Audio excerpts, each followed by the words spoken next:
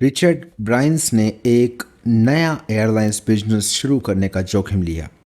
उल्लेखनीय बात यह थी कि ब्रांस ने अपनी पढ़ाई अधूरी छोड़ दी और उसके पास एयरलाइंस बिजनेस का कोई अनुभव नहीं था। इसके बाद भी उन्होंने एक नए काम में हाथ डाला और सफलता पाई।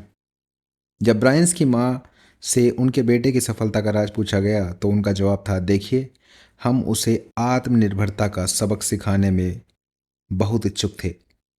8 साल की उम्र में मैं रिचर्ड को लंदन के पार ले गई और उसे एक मैदान में छोड़कर कार से घर लौट आई।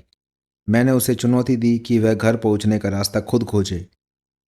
ब्राइस की माँ अपने बच्चे को आत्मनिर्भर का सबक सिखाने में सचमुच बहुत आगे थी, क्योंकि दुनिया की ज़्यादातर माताएं तो अपने बच्चों को अकेले स्कूल, बस या दुकान तक भी नहीं जाने देती। आत्मनिर्भरता की इसी आदत के कारण ब्राइस चुनौतियों का सामना करने और जोखिम लेने के लिए तैयार रहते थे। वे एक सफल रिकॉर्ड कंपनी के मालिक थे और रिकॉर्ड बेचकर अमीर बन चुके थे। एक दिन कैलिफोर्निया के एक वकील रेडोल्फ फील्ड्स ने उनसे पूछा कि क्या वे लंदन से न्यूयॉर्क मार्ग पर चलने वाली एक नई एयरलाइंस में निवेश करना चाहेंगे। ब्रायंस के सलाहकार इस सौदे के खिलाफ थे।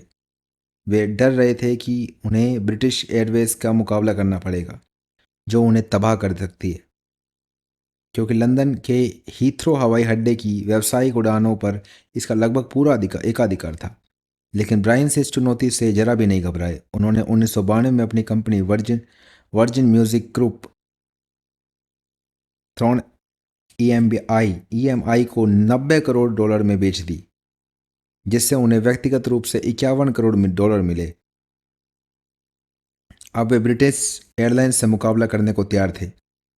उनके इस इरादे से उन्हें उनके बिजनेस पार्टनर, परिचित मित्र हैरान रह गए। एक अकेला आदमी ब्रिटिश एयरवेज जैसी दिग्गज कंपनी के से कैसा मुकाबला कर सकता है।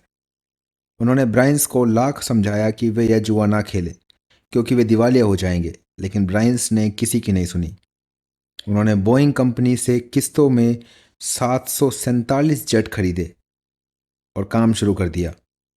ब्रायंस ने एयरलाइंस बिजनेस में जाने का फैसला इसलिए किया क्योंकि उन्हें एहसास हो गया था कि यह काम रोमांचक होगा और लाभदायक भी। उनकी रणनीति यह थी कि वे बिजनेस क्लास में सफ़र करने वाले यात्रियों को बेहतरीन सुविधा प्रदान करेंगे। उस समय तक बिजनेस क्लास के अधिकांश यात्रियों को कम किराए और सकड़ी सीटें, खराब भोजन, लंबी नीरस उड़ान की आदत थी। ब्रिटिश एयरवेज की फर्स्ट क्लास सेवा से आधी कीमत पर वर्जिन लिमिटेड ने अपनी अपर क्लास शुरू की, जिसमें स्लीपर सीटें थी, गले की मुफ्त मालिश और नाखून काटने की सुविधाएं थी। हर यात्री के लिए विंडो स्क्रीन थी और बेहतरीन भोजन था।